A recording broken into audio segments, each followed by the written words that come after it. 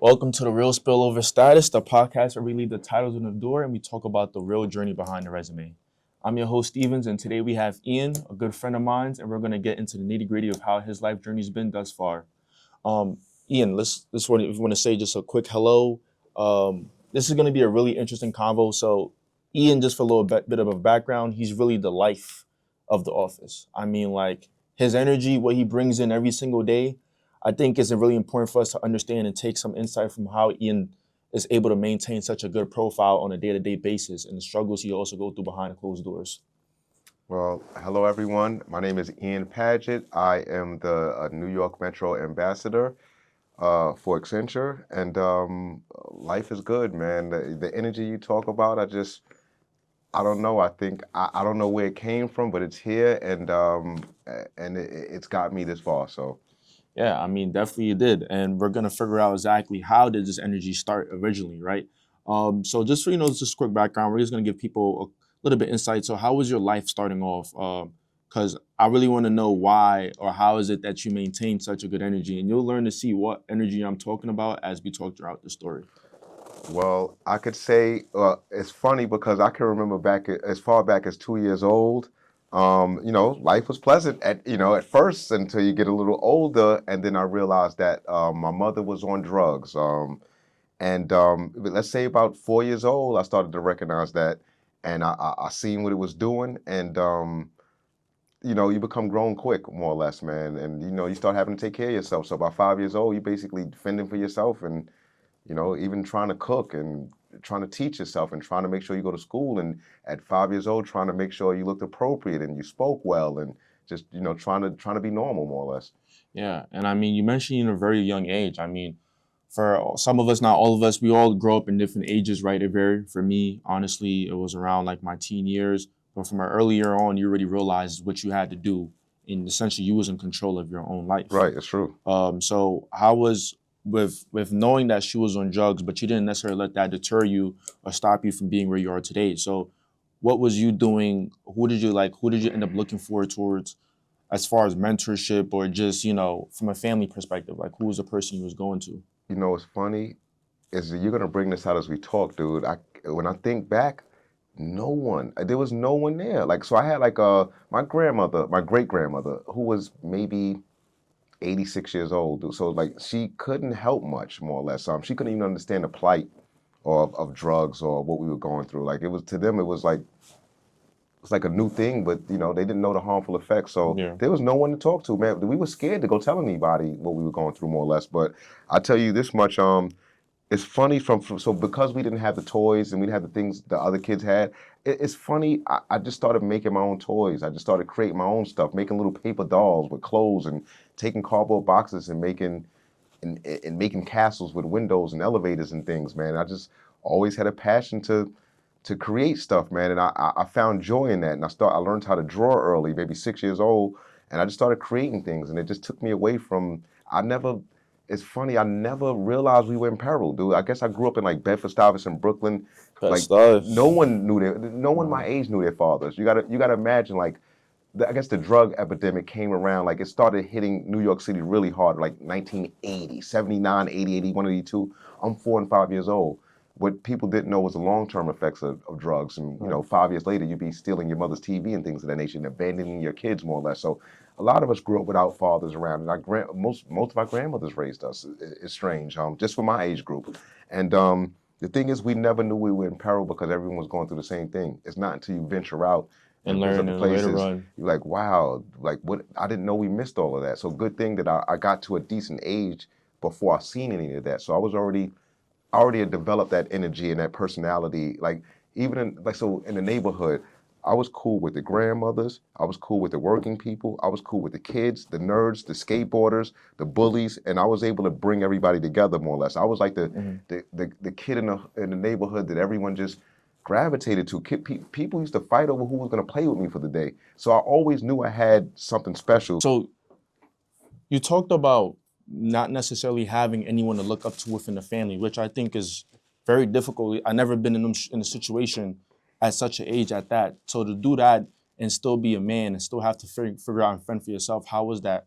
What was the next steps? I'm sure you probably started working. Like, how was your teen years like? So basically, I'm going to mention, I had a next door neighbor named Thomas. Let's say we were like 10, 11 years old. He came, hey Ian, I'm sweeping here at the barbershop for $3 a day. Back as a kid, like, wow, $3 a day for 5 minutes of work? Yeah, so then next thing you know, he had the ice cream truck job. He's making $20 a day, eating free ice cream all day long. It was like a kid's dream job. So one thing, I always admired him. I was a little bit older than him, but he just had similar situations to mine. So which caused him, but he just had the gumption and the wherewithal to go out there and start working. You know, the thing you thought was unbelievable for a kid. He introduced me to the ice cream truck driver. Next thing you know, I had a $20 an hour gig for every summer, more or less. It was a delight, man. And also, he introduced me to the people at the barbershop, and I took over his job. He had moved on to the corner store, like making sandwiches for people. He had like a real job at like 12 years old. So I just followed his footsteps, and this young guy showed me a work ethic. And it's funny, till this day, he has like 3 jobs, man. Shout out Thomas. Yes. Shout out Thomas. Yes. And I mean, I think that's to have seen someone your age younger to be doing that, I'm sure that helped build. And from what it looked like too, everything you're saying is what you do now in terms of knowing everyone in the neighborhood and knowing this person, knowing that person. That's what you do in this office. And I think that's a special gift, Zaz, that you bring into a corporate setting as well. Right. So to add on to that, so you've been working, you start working. When do things start getting serious? When does life really hit? Because I feel like, especially, and I'm a young adult now, I feel like, reality slowly has been hitting me. Right. And now I'm trying to realize how to make that, move with that. Good thing I went through this early, so you figure, so now I'm still working this whole time, so we get into high school. The funny thing is, man, like I said, this is one other thing too. I got accepted to art and design high school. This is a specialized high school because I could draw. I used to create things. I was talented. Like I said, my grandmother was pretty old. She just wanted my safety. She's like, no, I don't want you to get on the train by yourself. You're too small. Far, yeah. So when I think back to this day, I love my dear grandmother, but boy, I wanted to go to art and design. My dream was to be an architect and everything.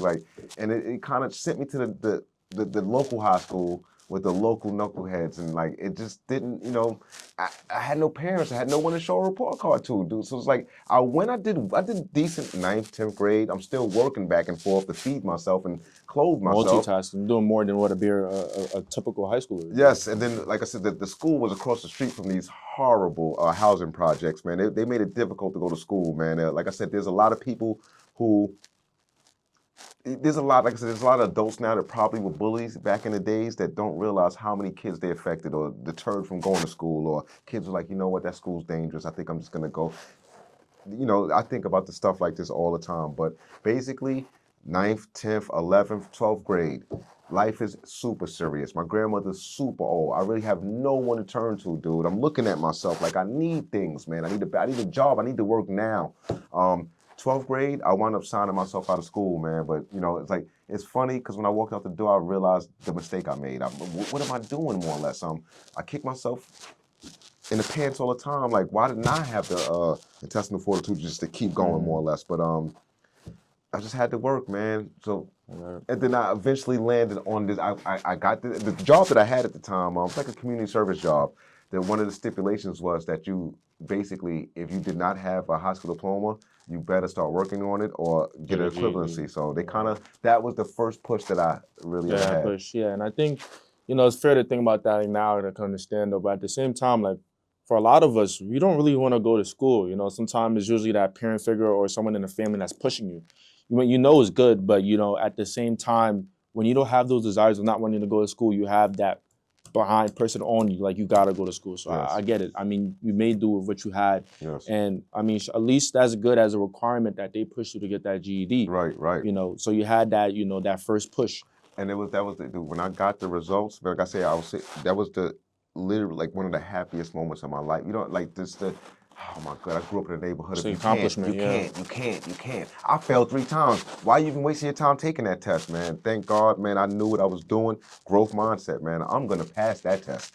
I don't know what they talking about. And I went there confidently and I knew I did. When I got the results back, dude, that was the greatest moment of my life, man. That little piece of paper, man.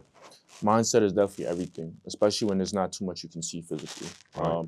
So when do you start? I mean, you're in corporate America now, you know. So Yes. I'm not sure how you did it. I'm definitely am interested to know a little bit more. How was you able to manage with what you have and get to that next level? When did corporate life start for you? I got a good story, man. So basically, working that time, I'm 18 years old. I woke up one day. I'm in the bed, like I open my eyes. The first thought, like soon as my eyelids open, I was like, what have you been doing with yourself for this last 18 years? Oh my God. Like I walked outside, I walked down my stairs, I walked through the same path I walk every day, and I seen the world through a different lens. Like, wow, no one around here works. There's no fathers. No one's pushing anybody. How are people surviving? It hit me in a one day. So maybe, so I'm working my little odd jobs and things. I'm still just trying to figure out where I'm going. People that went off to college, I'm hurt, I'm crushed.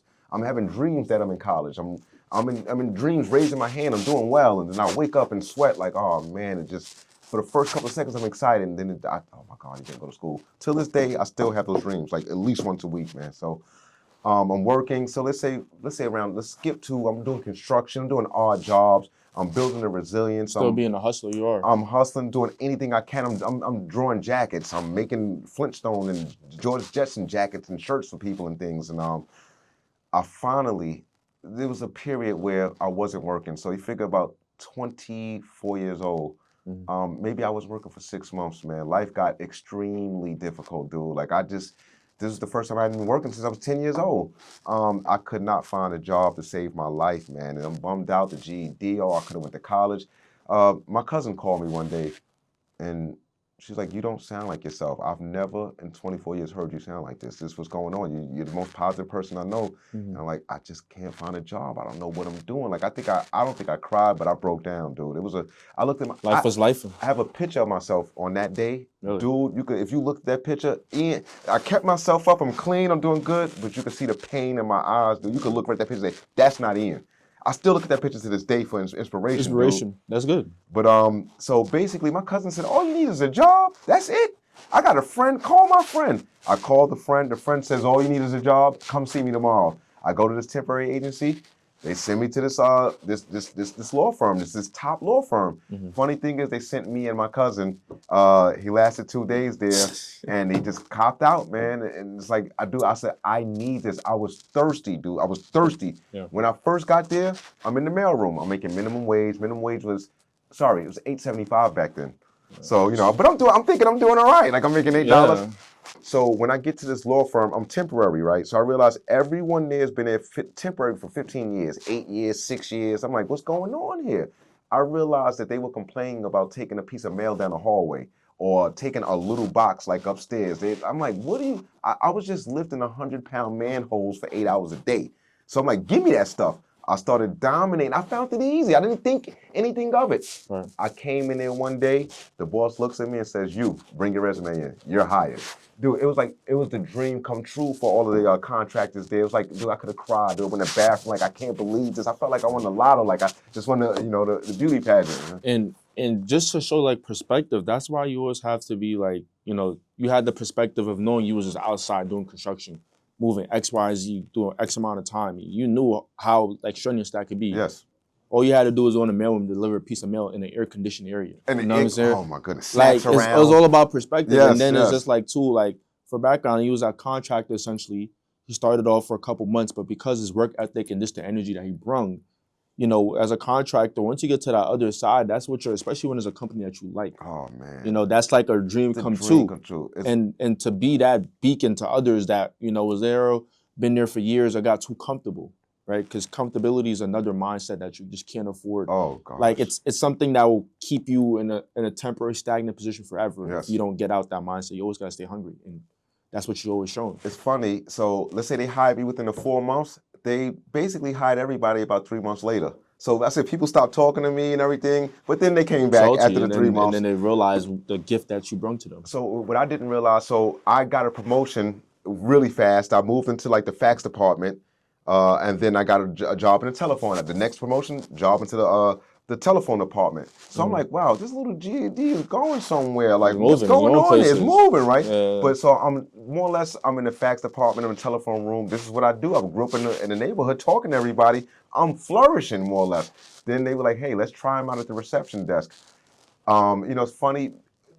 always being told what you can't do this, and you can't this, and it's like I'm sitting out there. These top clients are coming, diamond clients. Hey, did you go to Harvard? Did you go to Yale? I'm like, what do I say, man? But then one day, let's say 4 promotions later, I'm like, this is going somewhere. I'm starting to make a little bit of money. I'm like, wait a minute, dude. Everything I heard about what you can't do, The confidence. the confidence. So the confidence built. Let me tell you, one day I walked in there. So now I got a next promotion to the head receptionist. I'm like, there was a day when I used to roll that mail cart by that desk and say, wow, look at what they're doing. Now I'm doing it, dude. You know, the confidence, dude. One day I came in there and said, you know what? I'm a human just like everybody else. I might not have went to Harvard, but I got something to add to this table, dude. I got a dog in this race. Right. And the next clients that came in there, I took control of the situation. I started using my skill, talking. I think they were from Toronto. I distracted them. Hey, where you from? Toronto? The Blue Jays. I just started them off. I realized that if you find out where they're from, you relate something to where they're from, and you just use that. So then basically now what's happening now is the clients are going back to the lawyers like, hey, that guy out there is amazing. That guy's amazing. Now the lawyers are intrigued. Who is this guy? Now I'm walking around talking to everybody. I'm like, I'm with these top execs. I'm in there whisper. I'm like the champion, the executive whisperer, more or less. I'm building a community. I don't even know what I'm doing at this time. I'm just talking to people and connecting people and running around. And I'm trying to be Johnny on the spot for people. I'm trying to like provide a service like more or less. I know these people are here 16 hours, 19 hours. These top lawyers. I'm trying to make their jobs easier. At the same time, I'm going to make my job easier. And you know what? It became infectious, man. I joined the team. Everybody started moving like me. You're going to look crazy in a room with me if you're not moving sorta. If you're not even trying, more or less. So, but confidence, man. Confidence, man. And I mean, for you to even develop that skill, it's something so simple but very difficult. Like if you walk through an office, look how much people are really that energetic. You know what I'm saying? Especially if your day is not going that good. But to put that aside and make sure to help others make their day easier, obviously is showed and recognized. So, yes. How long did you end up staying there, and when did essentially end up moving to this position that you're at now today? Right. So basically, throughout these promotions, I got 8 promotions at this place. So I met this sweet lady who basically, when I was, let's go back 4 promotions. I'm sitting there, I'm making not too much more than minimum wage.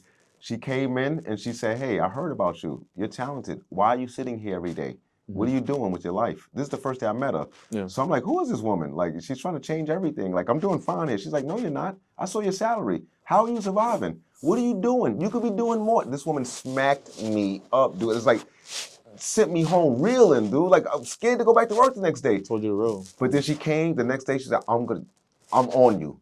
I'm going to fix you. Watch. That woman stayed over me. Like I said, she was standing over me for 6 months. She was standing there with her hands folded. Just this and that. You're going to learn this and that. And she teaching me how to proper email etiquette, soft skills, how to interact like on a different level with executives and clients and things, or how to anticipate needs and things of that nature. So she worked and whipped me into shape, boy. And I tell you, I worked with her for about 6 years there. So basically, I got this last promotion. I was like the event coordinator. I'm like, how did I get here, dude? I can't believe this little GED. How is this possible? I'm learning stuff. I'm starting to realize I can learn anything I put my eyes on. I'm starting to realize all you got to do is push the button. The thing is not going to blow up. Push the button. Try it. I'm trying stuff. I used to walk past meetings and see the bar graphs and see all of the charts and say, wow, until I finally put my hands on it and started using it more or less. So that woman whipped me into shape. She got me that. I got that last promotion, and then 2 weeks later, she announced that she's leaving the company. Yeah. Dude, I had to get up out of the room, excuse myself, and go in the bathroom. And I as strong as I think I am, I started to cry. I'm looking in the mirror. I'm like, oh my God, my savior's gone. Like, what am I gonna do? My champion is gone. And I went to her office, and I just walked in and I said, you know what? I'm strong. I'm fighting tears, dude. I'm like, I'm strong.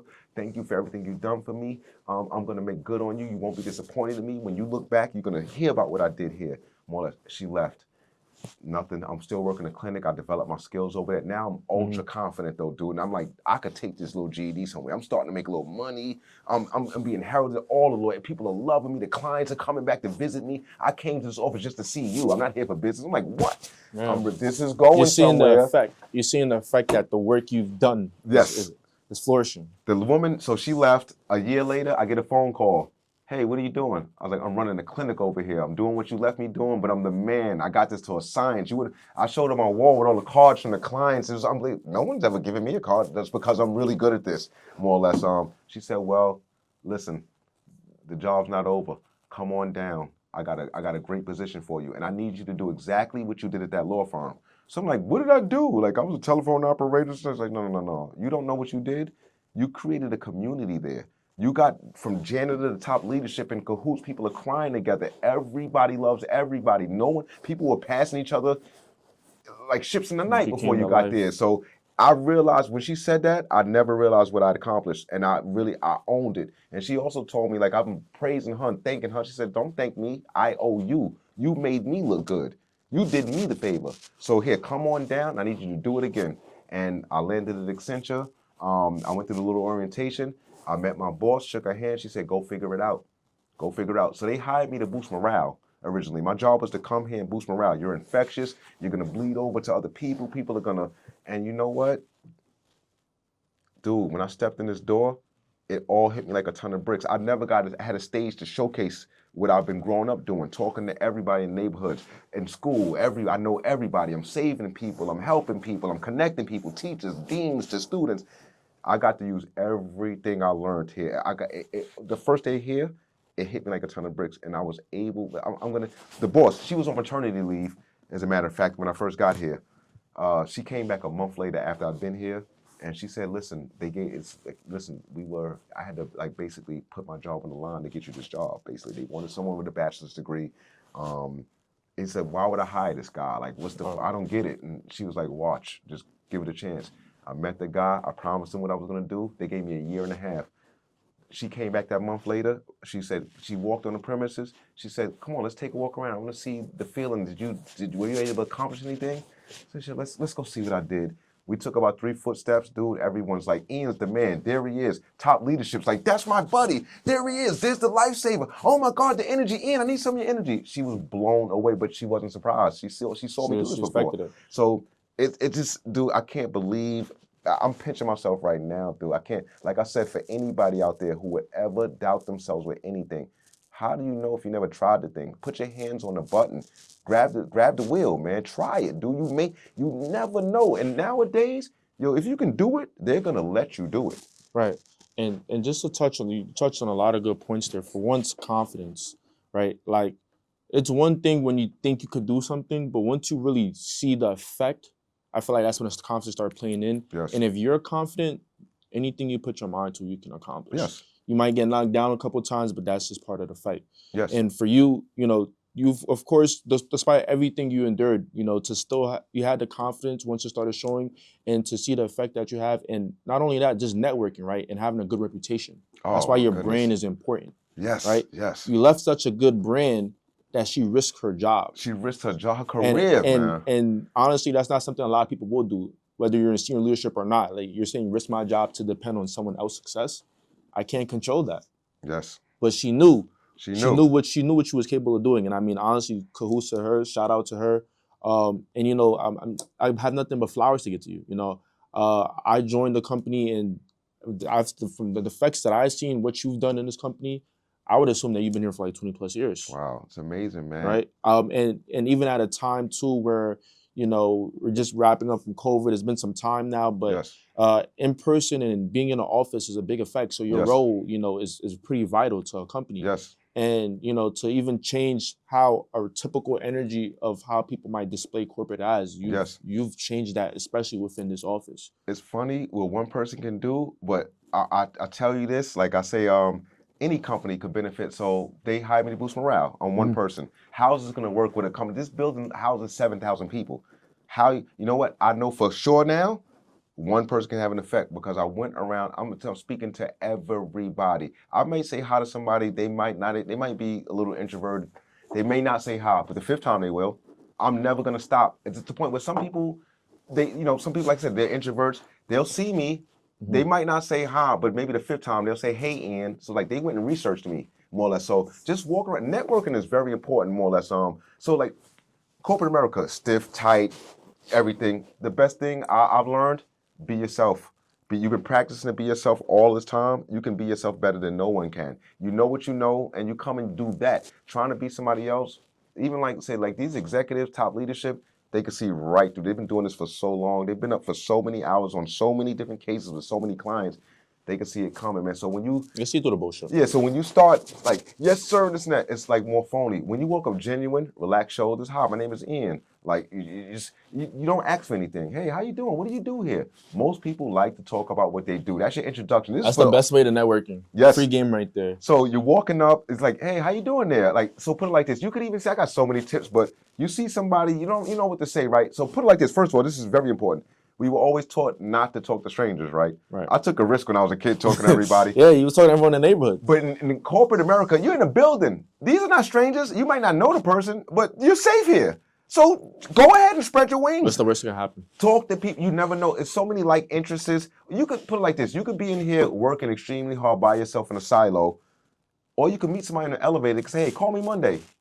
I can put that in action for you. I can make your life easier for you. So like the wheel has already been created. Somebody from the other office, the Seattle office, maybe with your same job title and level, they might have done that already. Why would you spend the next 5 months working on this thing when they probably already perfected this thing? So networking, leveraging talent, offering help to people, like, just reaching out to random people. Like I said, you can make your office, you don't have to trap yourself to your office. You can become global. You start reaching out to your counterparts around the world, find out what they're doing, create get in cahoots, see what works. You start exchanging documents. You start exchanging ideas. You make the job easier for everybody, man. And you build it, and the strength of numbers, as you know. So just walking around, talking to everyone, being your genuine self, having the confidence. You got here, right?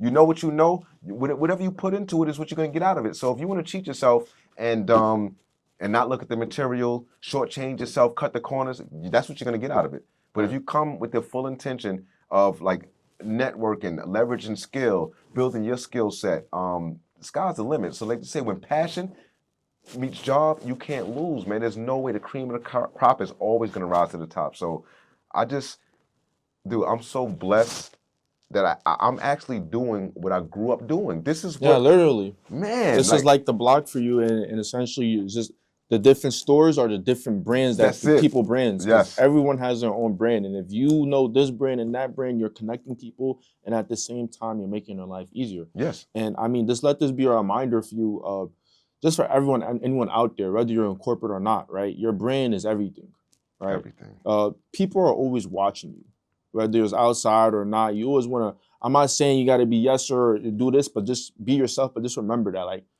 everything is about perspective, and what someone you can see for 5 or 10 minutes, that can help determine how they think of you as an image. But not only that, just even from coming from the hub, we both come from the same area, Bed-Stuy, right? Different times, but we come from the same area. And to make it this far, being in the buildings that you're seeing, I used to walk past these buildings as a kid and be like, these skyscrapers, people look important, people look like this. I don't know if I can ever make it in here. Right. You know what I'm saying? And for us both to be here now, don't ever let that limit, don't ever think short-sighted. It's a mindset thing. It's all about perspective. And Ian is living proof, right? You got a GED, you finished school, but none of that matters, right? You've been able to you created your position in places you walked in. I've created, it's funny, I created this role here. It's been going so well. They were like, keep going. But not only the boosting morale, I've learned how to use everything around here. I can do anything. I've utilize the resources. So many. So the thing is, we're here for, let's say you're here for 8 hours. Mm-hmm. I'm going to put it on the dance floor. What are you here for? You're going to hide and watch Netflix? Dude, I'm trying to learn. I'm trying to advance myself. I want to be ready for that next challenge, dude. I'm ultra, at this point in my life, I've been in corporate America for almost 30 years at this point. I'm ultra confident, man. And it's not cocky, man. I'm just sure of myself, and the positive energy has got me this far. All I have to do is keep being me, keep networking, keep leveraging talent, keep learning, and I will. This is not the end. So it's funny, the social experiment, I've gotten this far. Dude, it's not over. It's not, give me a couple of years, man. It's gonna be, I'm taking this somewhere. I don't know where it's going, but watch my tracks, man. Trust me. We'll be watching and looking forward to your experiences, Ian. And I just want to say thank you again for being able to come here. And this is why the status doesn't make you, but the story does. Wow. Have a good